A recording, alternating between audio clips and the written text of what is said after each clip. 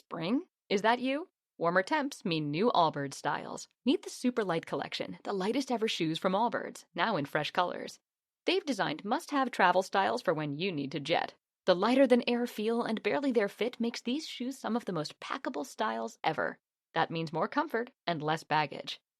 Take the Super Light Tree Runner on your next adventure. Its cushy, lightweight foam midsole supports every step, and the extra outsole traction gives you the grip to just go for it. The eucalyptus fiber upper adds next-level breathability to keep you going all day. Plus, the Super Light Tree Runner is comfortable and ready to go right out of the box. So, what can you do in a super light shoe? What can't you do is the better question. And because they're super packable, the real question is, where are you taking them? Experience how Allbirds redefines comfort. Visit allbirds.com and use code SUPER24 for a free pair of socks with a purchase of $48 or more.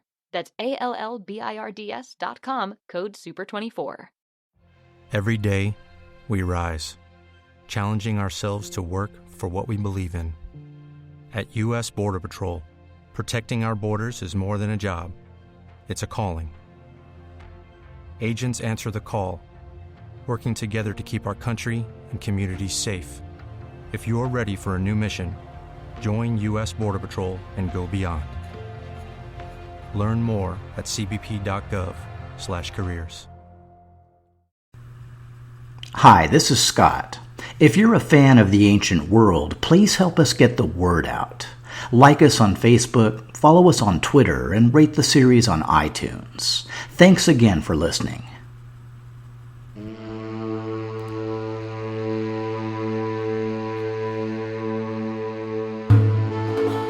The Ancient World Bloodline, Episode B8, Scelus.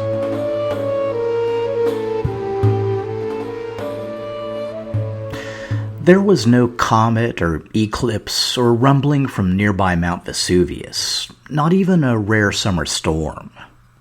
To all appearances, the 19th of August, 14 AD was a day much like any other, except that Octavian, Princeps Caesar Augustus, and ruler of Rome for over 4 decades, was dead. For a man who'd craved stability, the lack of outward sign was somehow fitting. Not only had he died in Nola, the same town where his father had passed away over 70 years before, but even in the very same bedroom. But of course, appearances aside, everything had changed. Octavian's wife, Livia, delayed the announcement of her husband's death until her son Tiberius had reached her side. The death of Caesar Augustus would be announced in the same breath as the elevation of Caesar Tiberius. As the news spread, mourners by the thousands came to accompany the funeral procession from Nola to Rome. In a huge public ceremony, officiated by Tiberius, the princeps' body was cremated on a pyre and interred in the Augustan mausoleum.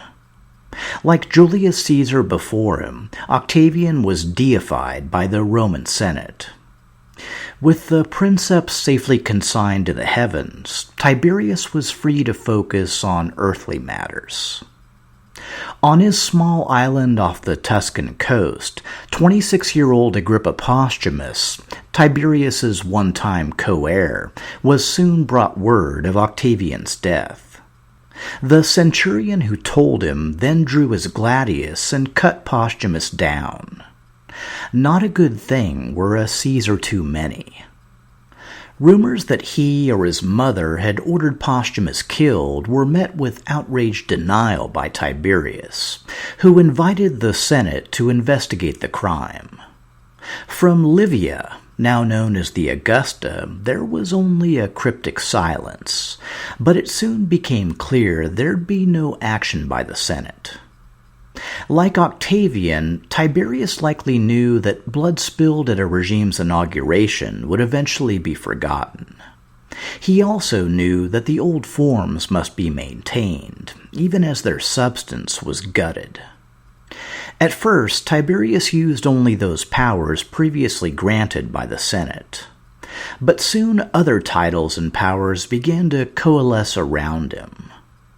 The Romans had known over 40 years of stable rule, after decades of bloody civil war.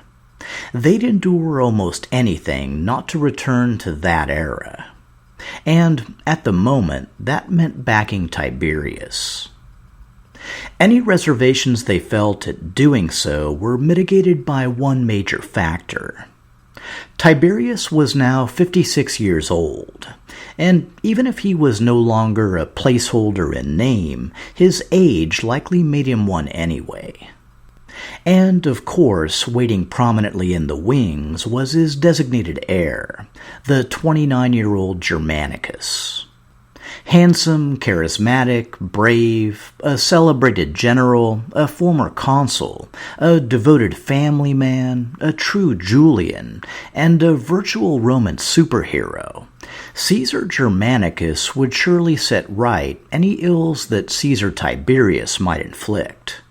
I mean, seriously, how bad could the next decade possibly get? In his royal court at Caesarea, 62-year-old King Juba II likely greeted the transition with equanimity. Having grown up a virtual brother to Tiberius, Juba must have had faith that the Roman people would eventually come around. Of course, it was impossible to fill Octavian's sandals, and who wouldn't come up short in the comparison? In the meantime, Juba had more pressing matters to attend to. Prompted by news of Octavian's death, hostile tribes were invading southern Mauritania. And, again, Juba was grateful for a son to share his burdens. At 27 years old, Ptolemy had effectively been elevated to co-ruler of Mauritania. It was a role both his upbringing and recent time abroad had prepared him well for. In Rome, Ptolemy stayed with the family of Juba's foster sister, Antonia Minor. Her eldest son, Germanicus, was 2 years his senior, her daughter Livilla the same age, and her other son Claudius 3 years younger. In contrast to Juba, Ptolemy was a direct blood relation to the family, since both Antonia and Selene had been daughters of Mark Antony. It's easy to imagine Ptolemy looking up to his cousin Germanicus and using the opportunity to immerse himself in Roman culture. As fate would have it, Ptolemy's military career began in parallel with his cousin's. In 6 AD, while Ptolemy fought the Gaetulians alongside Juba, Germanicus had served under Tiberius in Illyricum. Years of subsequent conflict had rendered both men seasoned commanders, and Juba likely let his son lead Mauritanian forces against the latest uprising. If so, Ptolemy's career once again mirrored his cousin's. Soon after Tiberius's elevation, Germanicus was made commander of all Roman forces along the Rhine. His first action was to quash a legionary revolt over extended service and lack of bonuses. Germanicus addressed their first complaint on the spot by discharging all veterans who'd fulfilled their terms. For the second, he came up with a clever and very Roman plan. You know who has your bonuses? All those nice little German villages across the Rhine. So how about we go claim it, and, along the way, get some payback for the Battle of the Teutoburg Forest. In short order, around 25,000 troops and 8 divisions of cavalry surged across the Rhine into Germania. It was the beginning of 2 years of relentless campaigning, during which, in Tacitus's words, the countryside was wasted with sword and flame. With Posthumus dead and Germanicus dispatched to the frontier, Tiberius turned his thoughts toward his ex-wife Julia. And, as a rule, you don't want Tiberius turning his thoughts toward you. Under Octavian, Julia had been banished from Rome. Since then, her isolation had only been broken by news of the deaths of her 3 sons, Gaius, Lucius, and Posthumus, and the banishment of her daughter, Julia Minor. Tiberius judged, correctly, that few gave thought to Julia the Elder nowadays, so he decided to have her imprisoned and slowly starved to death. While the murder of Posthumus could be excused as political, Julia's was strictly personal, and sent a clear message that it was best to follow Tiberius's lead. The problem was that Tiberius didn't seem to want to lead Rome anywhere. Early on, he seemed open to letting the Senate guide policy, but was soon appalled by their lack of initiative. Octavian had neutered the Senate, and fear of offending Tiberius only made them more timid. They'd become, as Tiberius would later remark, men fit for slavery. In the end, he assumed all the powers they offered him, though a personal sense of honor kept him from adopting all of Octavian's former titles. Out on the frontier, Germanicus continued his balancing act with the legions. The fury of the common soldier was unabated. He'd just managed to redirect it across the Rhine. Their attitude toward Tiberius became abundantly clear when they offered to help Germanicus seize power. Protesting he'd rather die than be a traitor, Germanicus drew his sword and plunged it toward his chest, only to be restrained at the last minute by his men. It was all pretty high drama, but it had the intended effect. Talk of rebellion died off, replaced by a renewed respect for their commander. Still, the volatility of the situation prompted Germanicus to send his pregnant wife, Agrippina Major, from his military camp back to Rome. While they sympathized with his concerns, the legions pleaded that his 2-year-old boy remain. Not for any nefarious purpose, just because he'd kind of become the camp mascot, running around to and fro in his cute little soldier boots. I mean, he was just so freaking adorable. The soldiers even had a nickname for him, Bootykins, or in Latin, Caligula. In the end, Germanicus bowed to their request.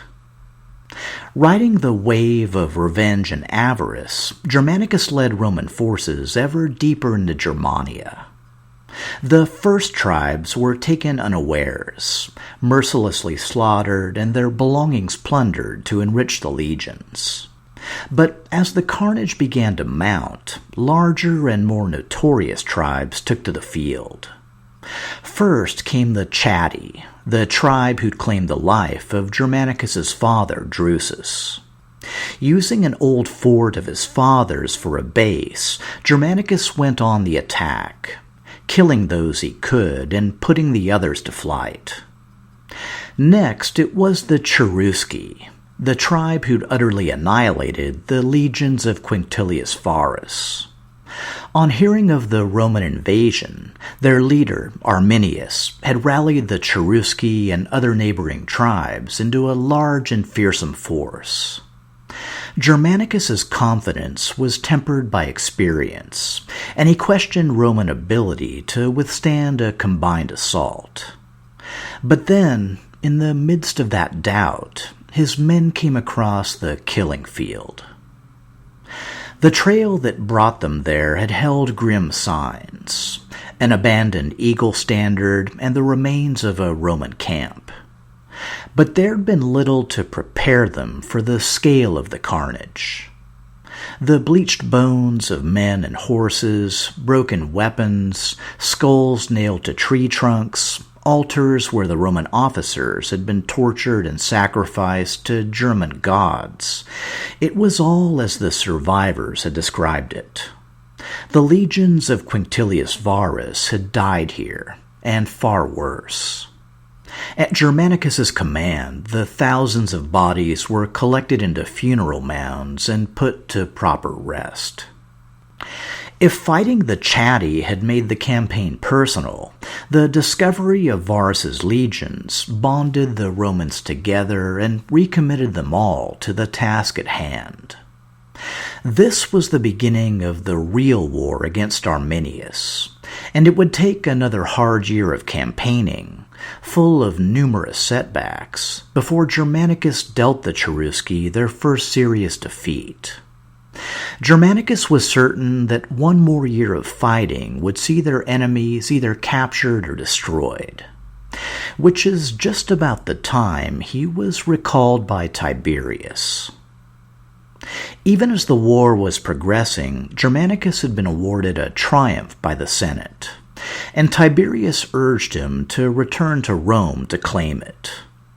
He also threw in a variety of other arguments: that Germanicus had already earned enough glory, that negotiations often gain more than warfare, and that if the war must continue, Tiberius's biological son, Drusus the Younger, deserved his own chance to shine. Tiberius even dangled the year's consulship as a final inducement. The point about Drusus was likely genuine. Though he and Germanicus had always been close, Drusus spent most of his youth overshadowed by his larger-than-life cousin. Only 2 years apart, they were actually now cousins by birth, brothers by adoption, and brothers-in-law by Drusus's marriage to Germanicus's sister Livilla. But the fact that he was a Claudian and not a true Julian likely made Drusus insecure and prone to overcompensate in a variety of ways. Faced with a revolt by legions in Pannonia, virtually in parallel with the Rhine revolt, Drusus had relied on far more brutal tactics, seizing and executing the ringleaders, then commencing a general slaughter of any troops who resisted. The revolt was put down, but it didn't necessarily gild his reputation. Aside from what Tacitus called a natural bias toward severity, Drusus was also known to be hot-tempered and a heavy drinker, qualities that always left him wanting in any comparison to Germanicus. But regardless, he never exhibited any jealousy or bitterness toward his adopted brother. In fact, it was during his first consulship, in 15 AD, that Drusus led the call for Germanicus to receive a triumph. Perhaps it was only fair to let Drusus earn his own slice of German glory. But of course, none of Tiberius's arguments obscured the true cause. He was both jealous of Germanicus's success and nervous about his growing status among the Rhine legions.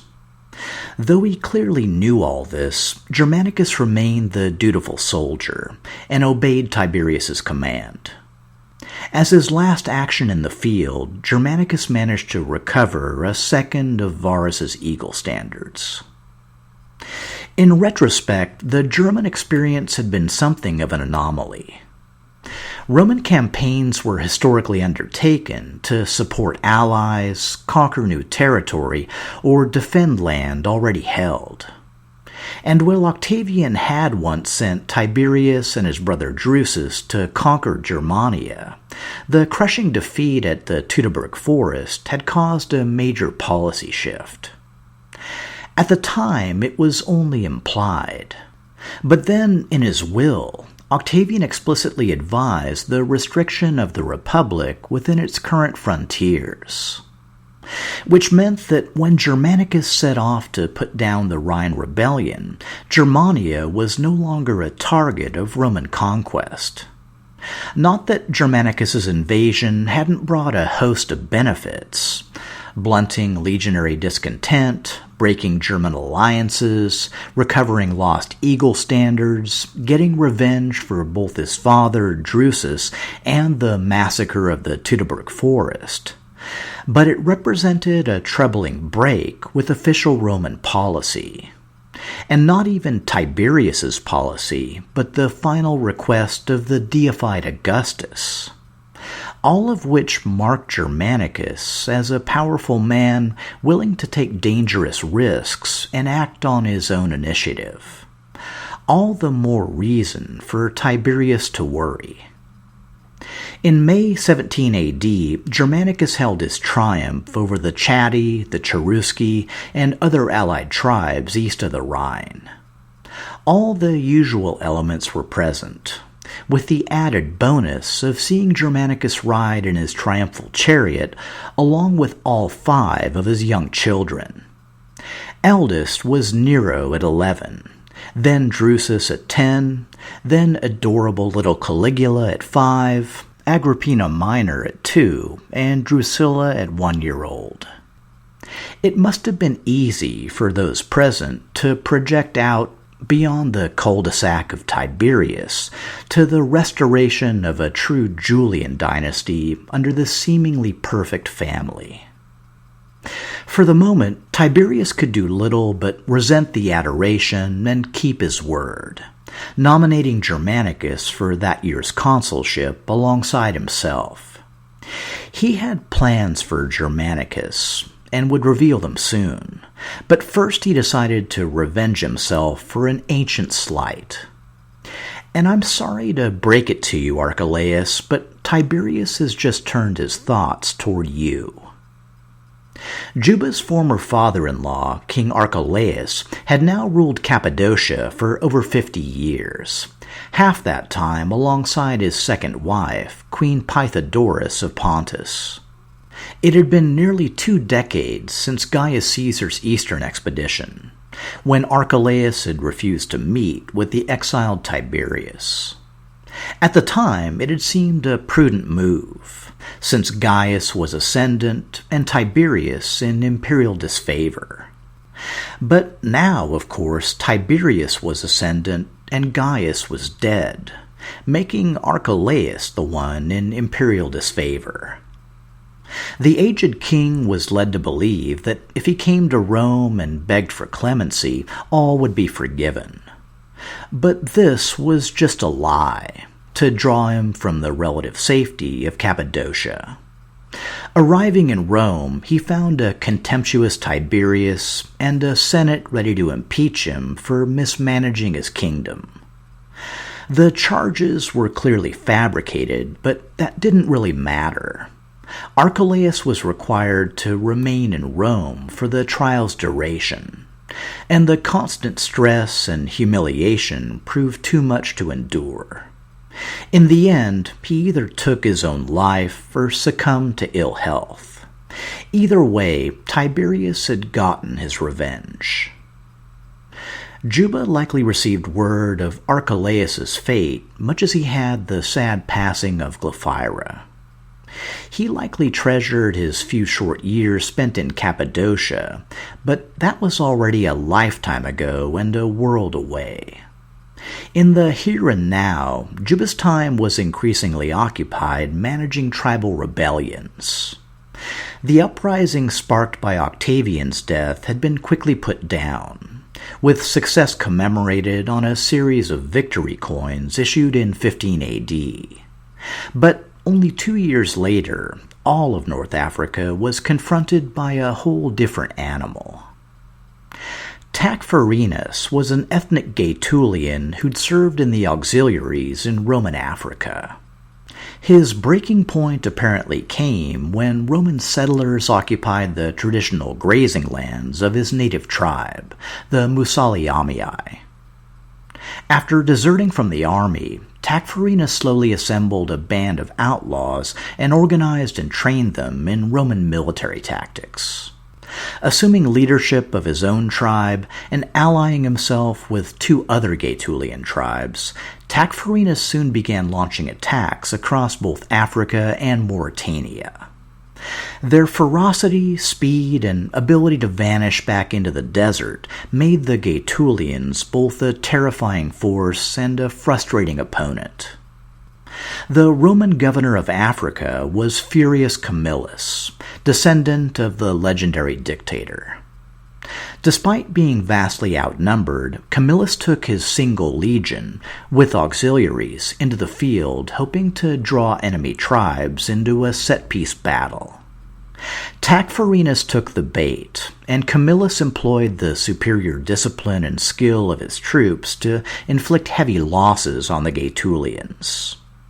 In the battle's aftermath, Tacfarinas was considered a spent force, while Camillus was praised to the skies by Tiberius and awarded a triumph by the Senate. The fact that Juba and Ptolemy had also played a role was reflected by a series of victory coins issued the next year. Unfortunately, Tacfarinas was just getting started. In 18 AD, his attacks would escalate, and both the Romans and Mauritanians would find themselves on the defensive. Though Juba had no way of knowing, the rest of his life would be spent fighting Tacfarinas, and Ptolemy would inherit the rebellion along with the kingdom.